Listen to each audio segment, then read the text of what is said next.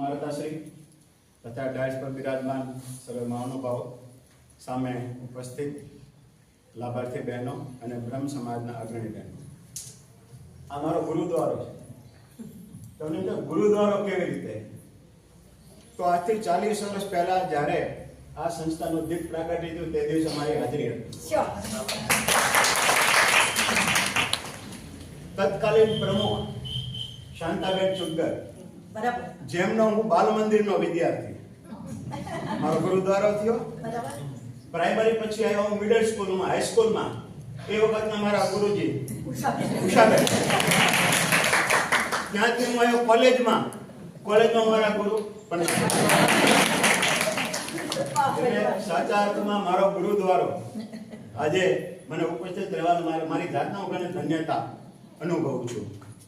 બીજું, જિલ્લા સમાનતા વિશે જો કહું તો એક બ્રિટિશર માણસ આવેલો અને લીમડી રાજકવિ શંકરદાનજી, એમની પાસે આવીને કીધું કે હું ભારતના દરેક પ્રદેશની માતૃભાષા જાણું છું.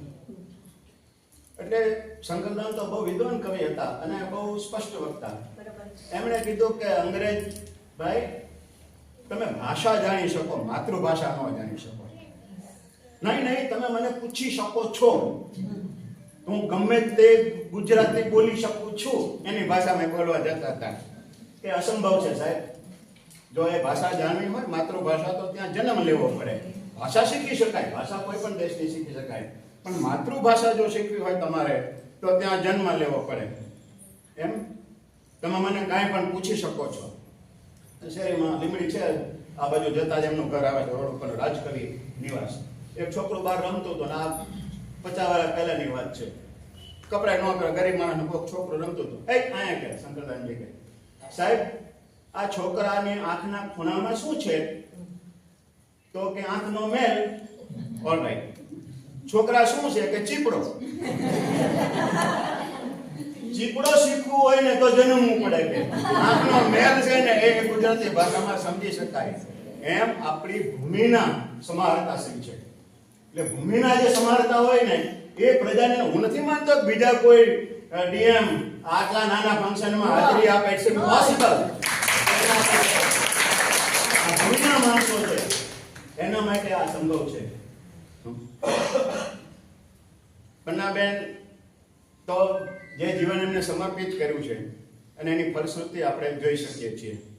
પણ અહીંયા જે બહેનો બેઠા છે ને એમના વિશે હું કહી શકું કે આ બહેનો જે અહીંયા આવે છે ને એ મહિલા મંડળ છે એટલે આવે છે. મહિલા મંડળ સિવાય અમને ક્યાંય કામે જવાનું પરિવાર રજા ન આપી શકે. પૂછી જુઓ દરેક મને.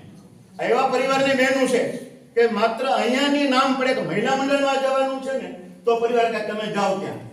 નહીતર ગમે એટલો આર્થિક લાભ થતો હોય તો પણ આ બહેનો બીજી કોઈ ફેક્ટરીમાં કે બીજી કોઈ જગ્યાએ કામે જાય નહીં. એવા મધ્યમ વર્ગના આબરૂદાર કુટુંબના દીકરીઓને વગરું છે, બધા બહેનો છે.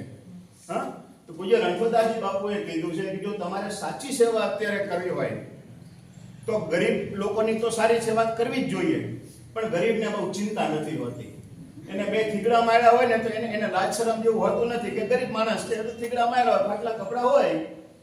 બહુ પૈસા વાળા છે એને ચિંતા નથી કાંઈ.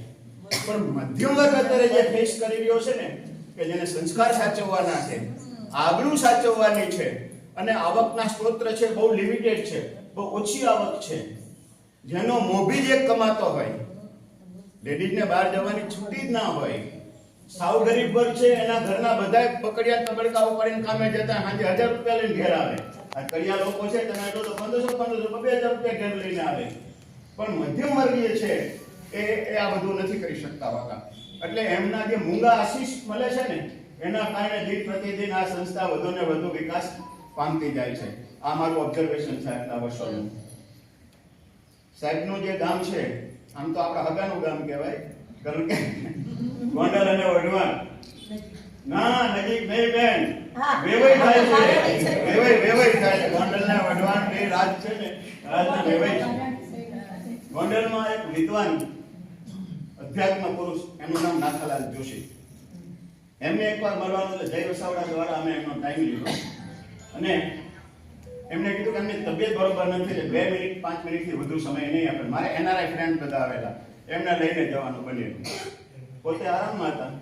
પછી અમે કીધું ભાઈ આવ્યા છે બધા, તમને તકલીફ નથી આપણી તમારી તબિયત જોતા, પણ 2 શબ્દો તમારા મોઢેથી સાંભળીને અમારે જવું છે. એમણે સરસ વાત કરી.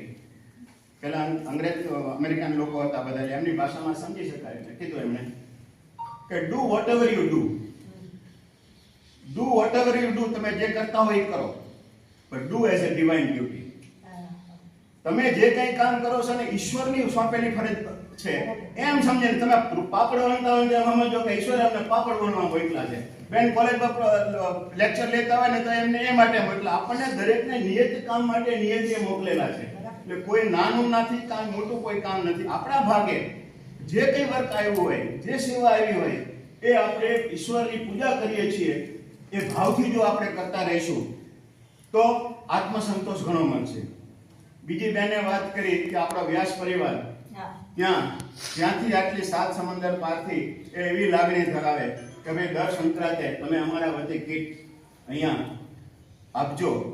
આ શું છે તો અમારા ને કિરણભાઈના એક કોમન ફ્રેન્ડ છે, ફેમિલી ફ્રેન્ડ છે, અમારા IPS અધિકારી છે, MM અનારવાલા. એને અમારા કાયમની બેઠક અમારા ગઝલોની બધી, ત્યારે એને બહુ સરસ વાત કરી કે એવું તે શું એને નાખ્યું છે ઘૂંટી ઘૂંટીને, એવું તો શું નાખ્યું છે એને ઘૂંટી ઘૂંટીને, નહીતર વતનની માટી ખેંચે નહીં આટલું માટીને. એ કુમા વઢવાણની ધરતીમાં આજે કે 7 સમંદર પારથી હતી, પણ એમને એમ થાય મારા વઢવાણની બહેનોને મારે બધા જ મોકલવી છે. અને પન્નાબેન ઉપર એમનો મેસેજ આવે અને આજ સંભવ બને. એટલે આ એક વિરલ ભૂમિ છે. બીજું થોડુંક સમાહર્તાશ્રીને કહું કે ભાડુઆતથી સરકારના કાયદા પ્રમાણે રહી શકે, પણ ભાડુઆત મકાન માલિક ના બની શકે. એમ સાહેબ સુરેન્દ્રનગર અમે ભાડે આપ્યું છે 2250 રૂપિયામાં. એના ડોક્યુમેન્ટ મારી પાસે છે. બ્રિટિશ ગવર્નમેન્ટને કેમ્પ કરવા માટે 2250 રૂપિયાના વાર્ષિક ભાડામાંથી જ્યાં સમાહર્તાશ્રીનો બંગલો છે એ જગ્યા 2250 રૂપિયાના વાર્ષિક ભાડાથી અમે આપેલી છે. એટલે અમારી તો વિનંતી એટલી છે કે આપ DM થયો તો ભાડુઆત ખુશીથી રહે. એને ખાલી કરવાનો કાયદો નથી, પણ મકાન માલિક બનવાનો અધિકાર નથી. અસ્તુ સર્વેને મારા જય.